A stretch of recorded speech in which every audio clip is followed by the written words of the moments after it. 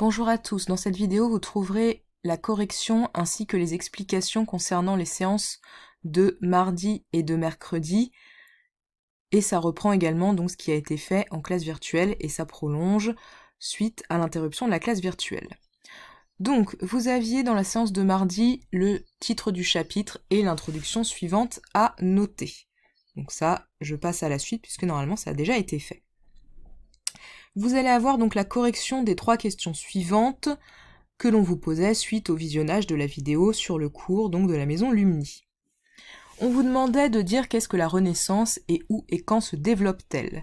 La Renaissance est un mouvement artistique qui concerne tous les arts et qui va se développer d'abord en Italie, mais aussi assez rapidement dans le nord de l'Europe au cours du XVe siècle, et qui va ensuite se diffuser dans le reste de l'Europe. Ce mouvement, c'est également la redécouverte de l'art de l'Antiquité.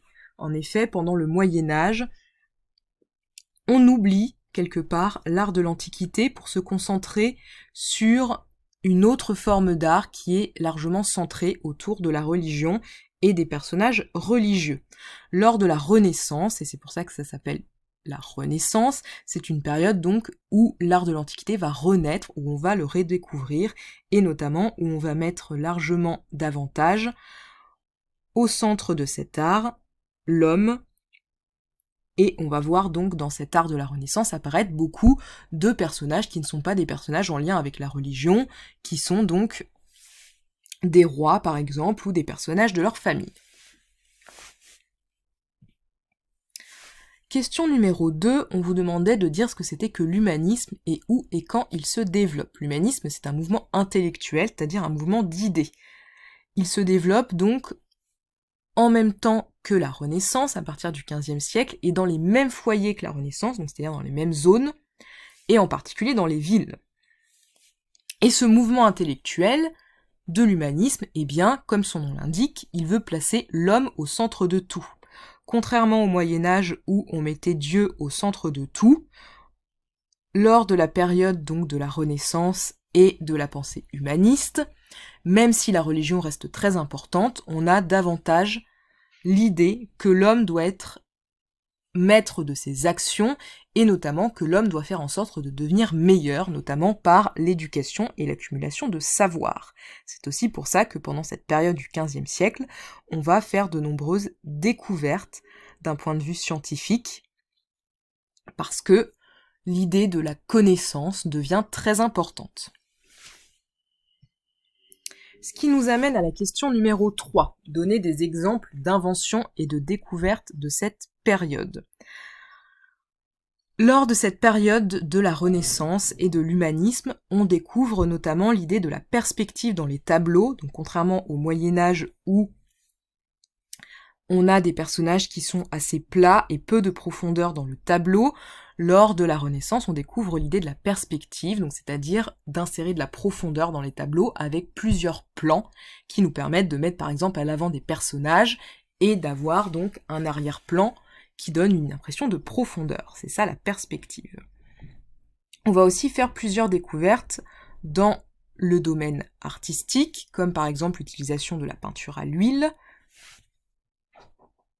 mais on va aussi avoir de nombreuses découvertes dans le domaine scientifique, notamment c'est à cette période qu'on découvre l'idée donc de l'héliocentrisme, c'est-à-dire le fait que c'est la Terre qui tourne autour du Soleil, et non pas l'inverse, c'est-à-dire que la Terre n'est pas au centre de l'univers, contrairement à ce qu'on pensait au Moyen-Âge.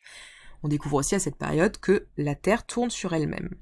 On va découvrir énormément d'instruments, de mesures mathématiques et scientifiques qui vont permettre notamment d'améliorer la navigation, ce qui va conduire aux grandes découvertes dont on a parlé dans un chapitre précédent, et ce qui va permettre également de développer des connaissances, notamment en astronomie, donc tout ce qui concerne l'étude du ciel, de l'univers, etc. Mais on va également faire la découverte en mathématiques de la division, donc une opération mathématique. Il y a une autre invention très importante qui se développe au XVe siècle, c'est l'invention de l'imprimerie. Jusqu'au XVe siècle, on l'avait expliqué, donc au Moyen-Âge, les livres sont écrits à la main, c'est pour ça qu'on parle de manuscrits. Comme c'est très long, les livres sont donc rares et chers. Mais au XVe siècle, donc, au XVIe siècle donc, Gutenberg, un Allemand, va inventer l'imprimerie. Il a donc l'idée de séparer les lettres et de les faire non pas en bois, mais dans un métal solide. Donc en fait, il va créer des caractères mobiles. Donc il va créer comme ça des lettres qui vont pouvoir être assemblées et les unes à la suite des autres, et bien ça va former un texte.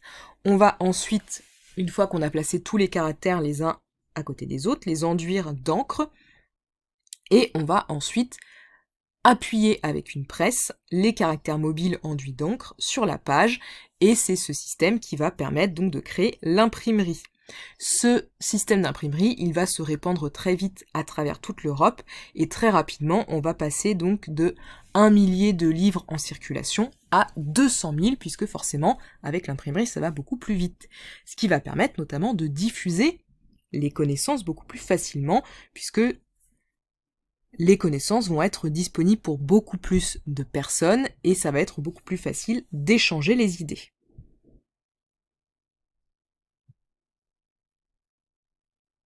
Nous allons maintenant passer à la reprise de la séance de mercredi. Vous aviez donc 2 biographies à étudier, celle d'un artiste, Léonard de Vinci, et celle du roi François Ier, donc dans ce grand B, François Ier et son rôle de mécène. On va donc voir ce que signifie ce terme au cours de l'explication suivante.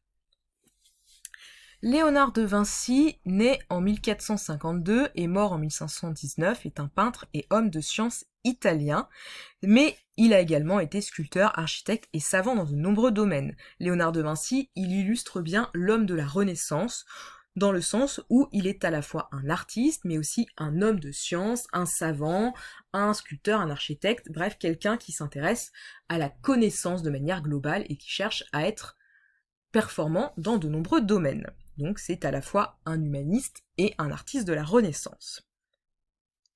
Son œuvre la plus célèbre est la Joconde, et il a influencé pour longtemps le monde de l'art avec ses environ 15 peintures célèbres, mais aussi par son travail scientifique important. Ici, vous avez donc un exemple d'un tableau réalisé par Léonard de Vinci, donc le plus célèbre, la Joconde, qui se trouve au musée du Louvre. Mais vous avez également des extraits d'un ouvrage qui s'appelle le Codice Atlantico, qui est donc un ouvrage réalisé par Léonard de Vinci, qui met en relation des connaissances qu'il exploite dans différents domaines. Notamment, vous avez ici un dessin qui a été réalisé par Léonard de Vinci pour la réalisation d'une machine volante et qui ressemble à une sorte d'ancêtre de l'hélicoptère. Bien sûr, à l'époque, on n'avait pas les moyens techniques de construire une machine qui aurait pu fonctionner et voler, mais c'est assez révolutionnaire pour l'époque puisque Léonard de Vinci a des idées qui ne sont pas du tout de son époque, et notamment il a eu l'idée d'une machine qui ressemblerait à un sous-marin, d'une machine qui ressemblerait à un char d'assaut, donc même s'il n'avait pas les moyens techniques d'aboutir à ces machines qui n'apparaîtront que plusieurs siècles après sa mort, il avait en tout cas les idées de choses véritablement révolutionnaires. Il s'intéresse également à l'anatomie. L'anatomie, c'est l'art du corps humain. Et pourquoi est-ce qu'il s'intéresse à l'anatomie ? Eh bien parce que Léonard de Vinci, il pense que pour peindre au mieux ses tableaux, et pour réaliser au mieux les personnages, eh bien, il faut qu'il sache à quoi ressemble le corps humain. Donc ça, c'est quelques exemples des nombreux domaines qui peuvent intéresser Léonard de Vinci. Léonard de Vinci, il a un lien avec le roi François Ier. François Ier, donc, c'est le roi de France à partir de 1515. On a déjà parlé de lui dans un chapitre précédent. Rappelez-vous, François Ier, c'est ce roi qui est en conflit avec Charles Quint et qui va faire une alliance avec Soliman le Magnifique afin de dominer l'ouest de la Méditerranée. Et donc François Ier, c'est aussi un roi qui s'intéresse énormément aux artistes, mais aussi aux connaissances de cette période de la Renaissance. Donc c'est un véritable prince de la Renaissance et aussi un souverain humaniste. François Ier, il va faire venir Léonard de Vinci en France, et Léonard de Vinci donc finira sa vie en France, où il va mourir, et François Ier lui donne le titre de premier peintre, et ingénieur du roi, ainsi que d'architecte du roi et mécanicien d'État.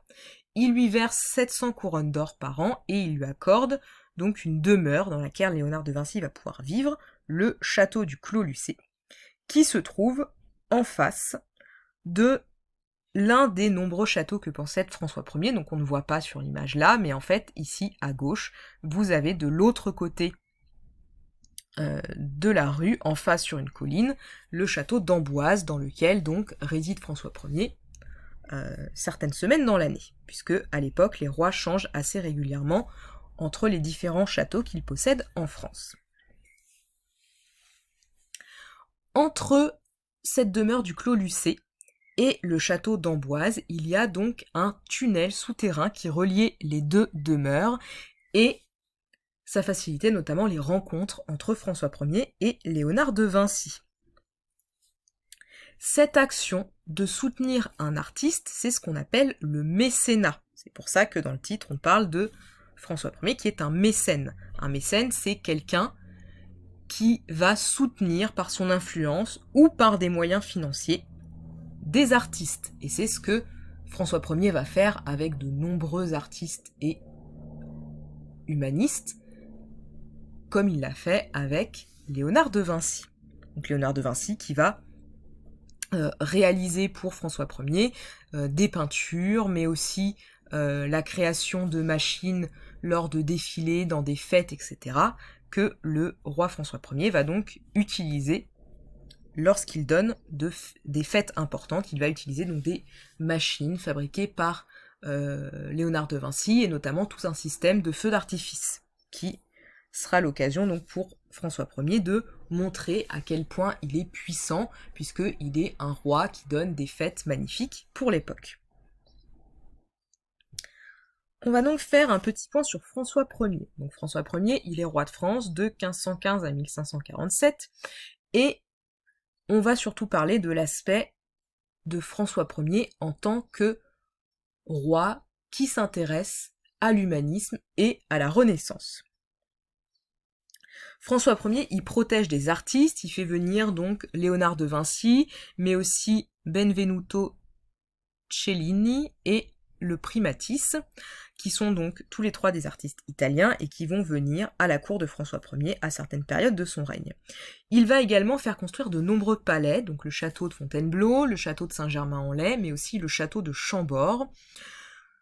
Quel est l'intérêt pour François Ier de faire construire ces bâtiments ? Eh bien, dans ces châteaux, qu'il veut toujours plus grands, toujours plus beaux, eh bien c'est une façon de se montrer supérieur aux autres souverains d'Europe. Il n'y a pas que la guerre à l'époque qui fait montrer qu'on est le plus fort, il y a aussi d'autres éléments comme le fait d'être un roi bâtisseur qui va construire les plus beaux châteaux, mais aussi d'être un roi qui fait venir les artistes les plus influents à sa cour. En 1530, François Ier, il va fonder le Collège de France, qui est chargé de réunir les érudits de son époque. Donc les érudits, c'est les personnes qui ont des connaissances. Et en 1537, il va créer un système de dépôt légal pour les livres. Ça veut dire que chaque livre qui sera imprimé ou qui sera entré en France, donc c'est-à-dire imprimé dans un autre pays mais qu'on vendra en France, eh bien devra être déposé à la Bibliothèque de France, et donc François Ier possédera cette très grande bibliothèque dans laquelle tous les livres imprimés sont réunis, ce qui montre à quel point il s'intéresse à la littérature, mais aussi aux sciences, et ce qui fait de lui un vrai souverain de la période de la Renaissance.